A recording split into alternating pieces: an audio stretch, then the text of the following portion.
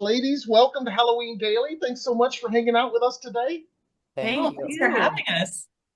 This is so awesome to have all of you here at once, and we're talking about The Surrender, which I just watched last night. It's coming out this month on Shudder as we're recording, and I loved it. I'm still kind of reeling from it. It's quite a journey.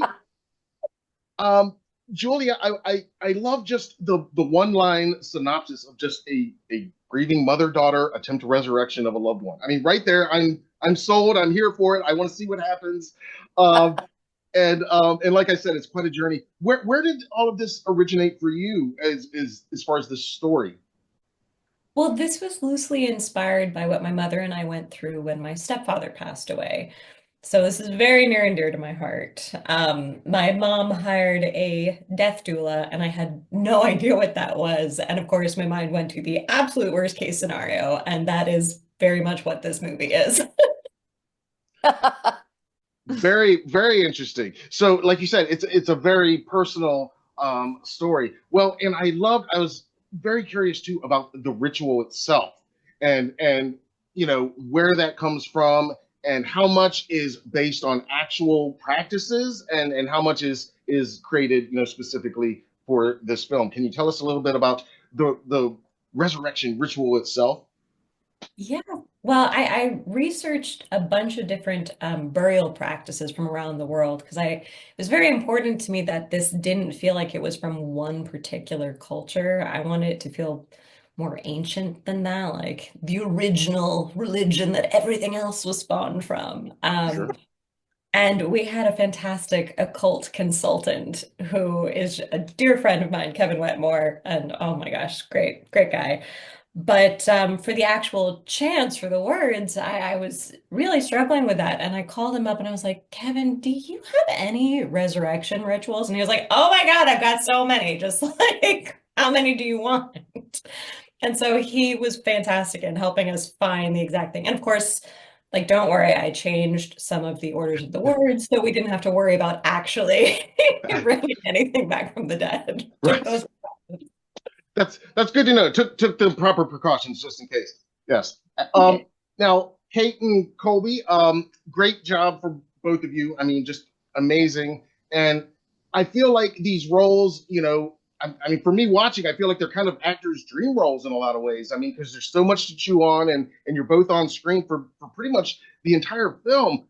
And Kate, we'll start with you, and I want to hear from both of you. But what was it that excited you the most? If you could isolate one thing about these roles to get to play. Well, I mean, honestly, the script that Julia created, was so exciting for me to read. I've read a lot of scripts in my life, but to have the two leading characters be, mother and daughter going through this experience, and I've been through this experience, Julia's been through this experience, and it was told in such a true way, and there was sadness, there was laughter. There was everything. I mean, we have like a little joke that happens like right after Yeah. one particular person passes away, and so and that's true. That's real life, and so that was what's exciting. And for me, the other thing that was truly exciting, having worked in different genres, not a lot in the horror genre. I've worked in a lot in sci-fi, but not in horror. Is just how it just then sort of morphs into something else, which it becomes very much a horror movie. And that's what was very exciting to me about it. And then I had no idea who was going to play the daughter. And when I saw that it was Colby, I went, oh my goodness, I'm in. Because I just think she's so fantastic. And as it happened, we hit it off, second one, and it was a love fest from start to finish. And Mhm. still is going on. Mm. Awesome. Love to hear it. Me? Colby? Yes, Oh, yes. yeah, It's the sure. same question for you, Colby. Now you, What Colby. what what excited you the most to step into this role? For me, the initial interest was I think the two-hander aspect of it. Like I've been very privileged to work in these huge um uh TV shows that are comic book based TV shows that between Fear the Walking Dead and The Boys are quite ensemble based, Sure. and you're I have entire charts of like what is going on with each character, especially in the boys, because Ashley needs to know where everybody is and what's going on with everybody. So like it's a lot to juggle. Yeah.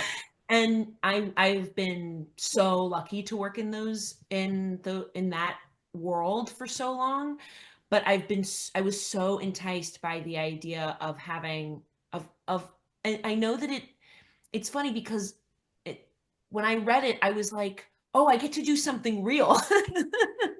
Something that feels like it's really based in reality. And the same is true for those other two shows I mentioned. But with this, like the first half of the movie is a mother-daughter relationship. It's a two-hander piece that, we're dealing with the death of the family patriarch. And that is a very real thing that I really wanted to explore, and to get to and for the writing to be so good and something that I connected to immediately. I didn't have to stretch to connect to it, I just like understood Megan and Barbara and Robert so immediately. And that's due to Julia. And when I met with Julia, she just wanted to let me go. She was like, I just want you to be free while the camera is locked off and we're doing long one takes. I mean, that is my dream. I'm a Cassavetes whore. I was gonna say that's not right. I'm a Cassavetes fan. Sorry. I've been working on the boys too long. Yeah, and for me, like it was always a dream to like have the lighting, the whole room be set, and to be able to move within a space. And yeah, to me, that I was like, this process, this script, and this two-hander is a dream. And then they cast Kate, and I was like, great. Everything's perfect. Well, again, I can't imagine anybody else in those roles. I mean, you guys killed it totally. And what you're talking about, the realism too, and having been through it, and again, my family's been through it as well, and I felt that all that realism and that groundedness. And then, of course, there's this whole other element when once the ritual takes place, and it goes into this whole other place. At the end of the day, though, I mean, there is so much to chew on here, Julia. What are you hoping that audiences are going to walk away from mostly after taking this journey? Well, I mean, I hope that people who have been through this experience and are either currently taking care of a loved one who's going through hospice care, or who have been through that, I hope they feel seen, because I feel like that's such an isolating experience. And I think it is very comforting, seeing other people and hearing about other people going through that. It makes you feel like you're not alone. And I also, I hope this is a reminder to everyone to tell your loved ones how much they mean to you, and to maybe, if it's possible, cut your parents a break and realize that they're people too, outside of you. Yeah. And also not to, it's just to, not to put somebody on a pedestal, not to put one of your parents on a pedestal, because that's Yeah. part of the conflict between Megan and Barbara, is that, there's Megan doesn't see her father for who he really is. Yeah. Now, with these intense films, and this is dealing with such heavy stuff, and this is Kate, we'll start with you, and then Colby again. How were you able to keep it light, if at all, on set when the cameras would cut? Because I mean, there is so much weighty stuff going on, and again, you guys are on screen for pretty much all of it. I mean, and Kate, we'll start with you. I think one of the things that Colby and I both come from the theater, and I think theater actors have an ability to sort of look at the situation very professionally and kind of say, okay, this is what we're doing. This is the story we're telling. We're going to throw ourselves into it 100%, and then we're actually going to step out of it. And this, if you didn't know that we were making a horror movie, you would have thought if you just, I mean, there were a lot of people who walked by our set all the time because we were in a public, our house that we shot in, beautiful house in Descanso Gardens in La Cañada is a public park. So we would constantly have people walking by going, look at them. And I'm sure I don't think they thought we were making a horror movie. I think they thought we were making some, nice Mhm. mother-daughter story. And by the way, I mean, the truth of it is that it was a very joyful set to be on. But I think it was because everybody was so professional and taking their job so seriously, and then also enjoying the experience. It wasn't like we all got to work every day and we're in a sense of dread. It couldn't be more opposite. We actually really, I know Colby felt the same, looked so forward to getting to work every day in this beautiful location with this glorious crew and this magnificent actor to play opposite. And, it was just pretty dreamy. So we were able to keep it light. And Julia is like a ray of sunshine, and she never allows. I was amazed how I was watching her like, today is the day she's going to lose it. Today is the day she's going to get really angry. It never happened, Matt. No, never. Not only did it never happen, she just was always like, good morning. Oh, good morning. And I mean, so joyful and welcoming. And I was like, oh my God. If I were Julie, I'd be like, okay, everybody, let's go. Jesus no, Christ, we've got so much to do today. No, this was the most Julia was amazing. fun. It It's was true. joy. Oh Oh, my God. that's It was awesome. heaven. Yeah. That, and same for you, Colby. Yeah, to me, like I go by the rule, take the work very seriously and yourself not seriously at all. Mhm.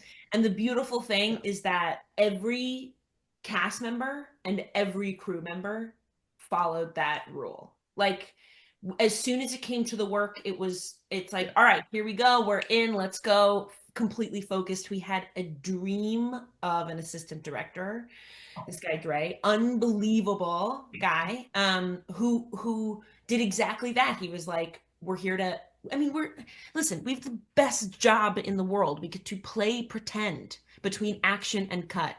And like all the time that happens outside of that to me is like, let's see how we can make this as fun and as exciting as possible, like taking it too seriously in the way where it's like I can't talk to anybody, like that I'm like the best way for it to first for me personally to be loose and playful within a scene is to be loose and playful on the day, and then they call action and it's like, okay, here we go, like let's dive in and let's be fully committed to this thing. And that what was beautiful is that everybody was on the same page about that, and that's why it was so fun. you know Awesome. Awesome. Well, again, job well done to all of y'all. For our last minute, if you'll indulge us, we always try to ask, do you celebrate Halloween? And if so, what does Halloween itself mean to you? I know it's almost Mother's Day. This is going to make a great Mother's Day movie one day for a lot of horror fans, I think. I was thinking about that watching it. But for our last few seconds, for each of you, do you celebrate Halloween? And what's Halloween mean to you? Julia, we'll start with you and then go to Kate and Colby. No, Halloween's the best. I mean, I think the only problem is that, last year I bought all these new decorations and I put them up and I love them so much. They're now just year-round fixtures. And so I've got to buy all new Halloween decorations for That actual works for Halloween. us. Understandable. Yeah, I live in New York City a lot of the time, and so Halloween is a major thing, and all the buildings in New York City, all the kids come by, and I love it, and my own kids loved it, and I did when I was a little girl, so it's a huge part of my life. Love it. Awesome.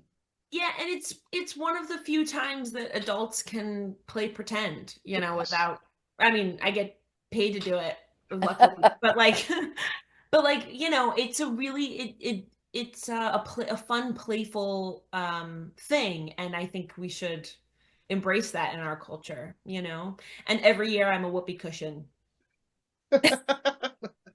every year Awesome. without fail. Excellent. I love it. Well, on that mic drop, I love it.